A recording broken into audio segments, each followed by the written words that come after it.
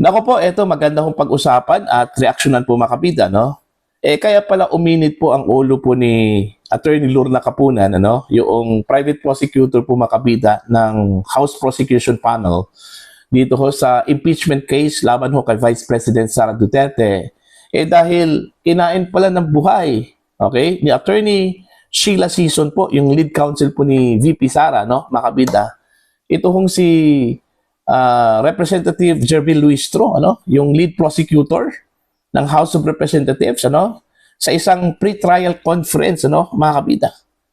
Hindi daw nakasabay si Luistro sa argumento po ni Attorney Sheila, ano, mga kabida. Kaya ang ginawa, nag-step in ito kung si Attorney Lorna Kapunan po, ano, mga kabida.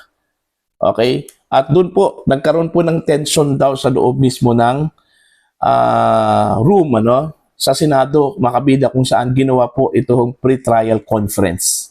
Alright? Ito, babasahin ko muna itong article ng Ang Balita Ngayon, ano po, mga kabida, okay? Abogado ni VP Sara kinain umano ng buhay si Luistro sa pre-trial. Ayan. Umani ng atensyon ang pre-trial conference ng impeachment case laban kay Vice President Sara Duterte matapos ang ulat na umano'y naging dominante ang lead counsel ng Vice Presidente na si Attorney Sheila Sison sa closed-door proceedings. Ayan. Ayon sa Politico, sinabi ng isang source nila na tila lamang na lamang ang depensa sa talakayan kung saan si Batangas Representative Jervil Luistro, ang lead prosecutor ng Kamara, ay nahirapan umanong makasabay sa mga argumento ng kampo ni Duterte. Ayun. So ito yung sinabi po ng source po ng Politico.com, ano, mga kabida. Kinain ng buhay ni Attorney Sison si Luistro sa pre-trial. Ayon sa source ng Politico, ano, mga kabida. Dahil dito, inuulat na mas naging aktibo si Private Prosecutor Attorney Lorna Kapunan sa mga diskusyon habang nagpapatuloy ang mainit na palitan ng magkabilang panig.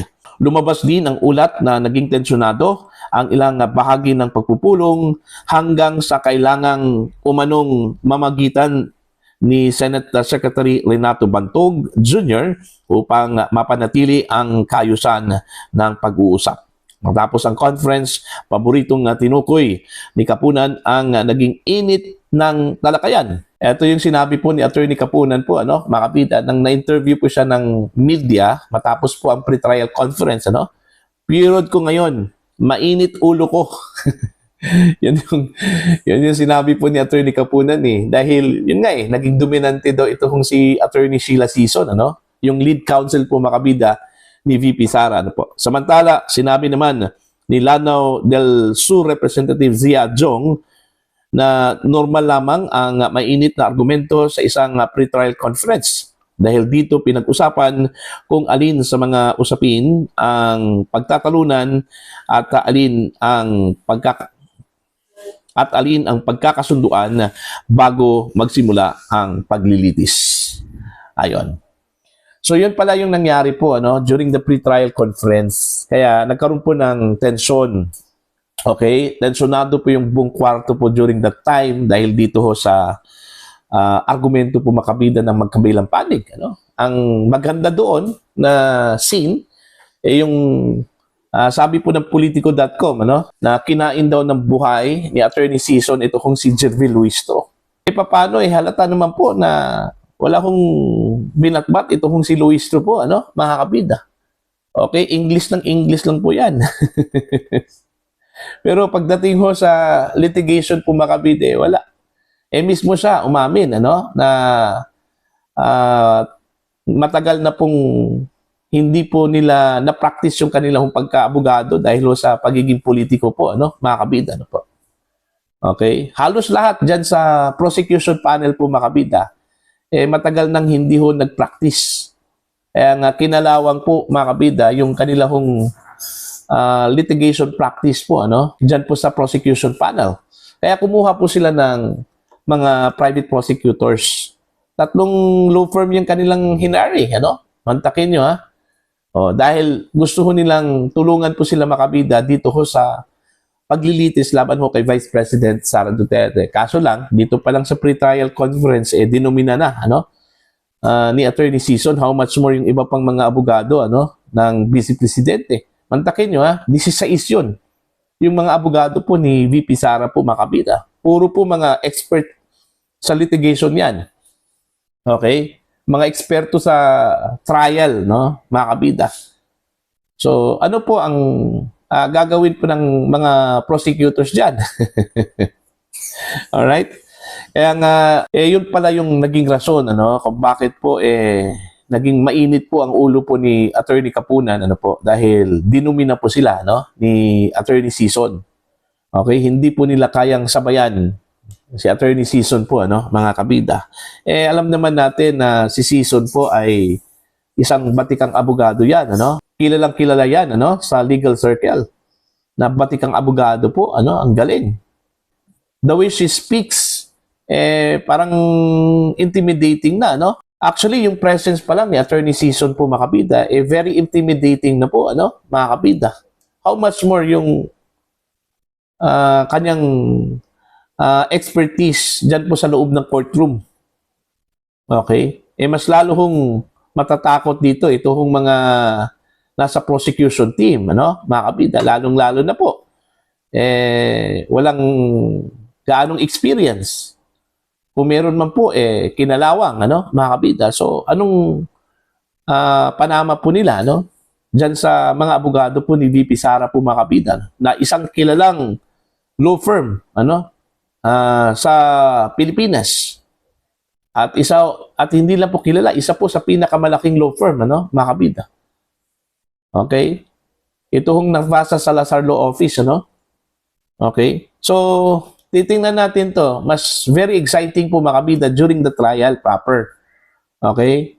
Yung magiging takbo po ng labanan sa pagitan po ng prosecution at saka ng depensa po, mga kabida, po.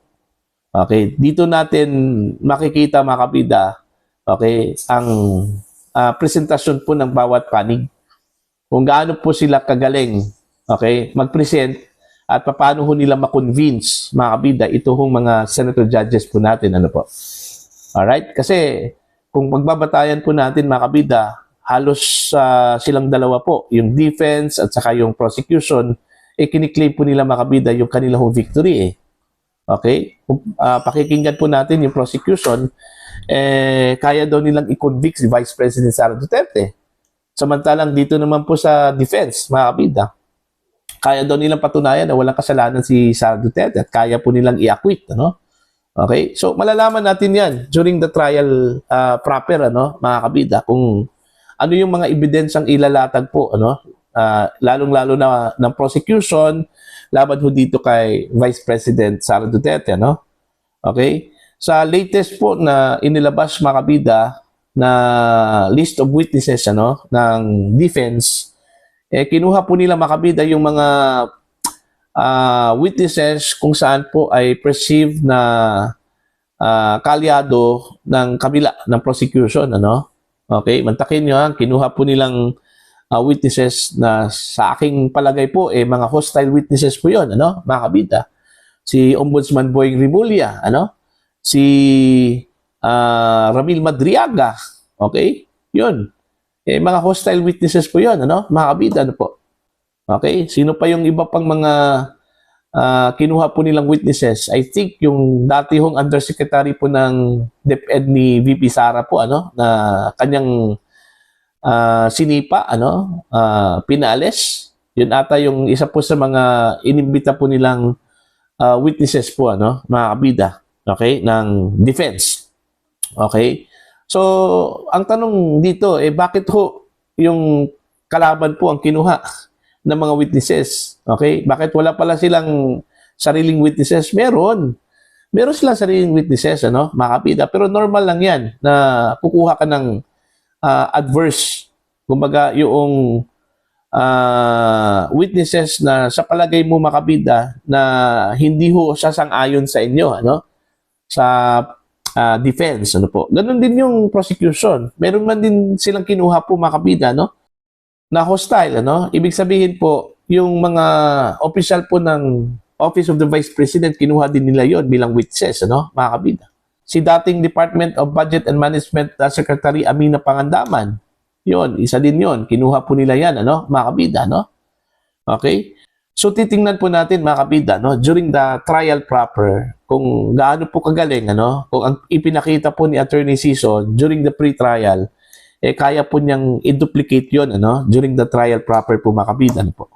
Okay? Kung saan po, mas lalo hong kakainin po ng buhay, ano, mga kabida ni Sison, ito hong si Luistro. Okay?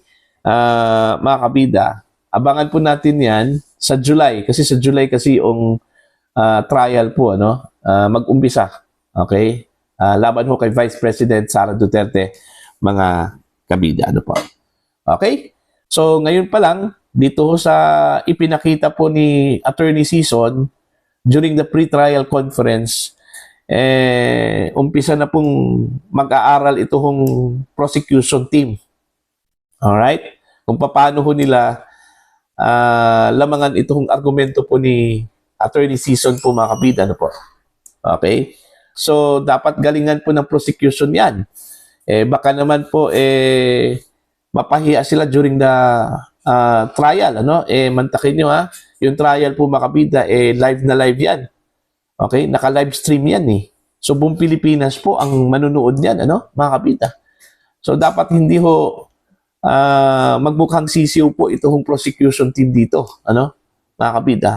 Naturingan pang mga nasa gobyerno, ano, mga kabida. Okay, mga kongresista, ito hong nasa prosecution team.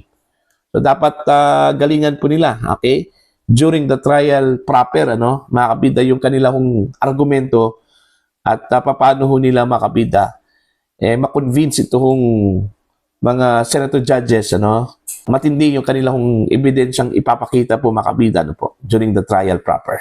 Alright? So, para po sa inyo, ano po ang inyong masasabi at opinion po, ano, mga kabida, dito ko sa ulat na kinain po ng buhay, denominate po, mga kabida, ni Attorney Sheila Sison, ano, ito hong si Prosecutor Jervil Luistro, ano, sa pre-trial conference, pati na rin yung kanyang mga kasamahang mga prosecutors at private prosecutors, mga kabida. Kaya, wala hong panama po sila during the pre-trial conference, ano? Laban ho dito sa mga abogado po, mga kabida ng defense. Please comment down. Sa mga hindi pa po subscriber po sa aking channel, please subscribe. Just click the subscribe button, click the notification bell, click all para updated po kayo, mga kabida, sa aking mga uploads. Maraming salamat po sa inyo lahat.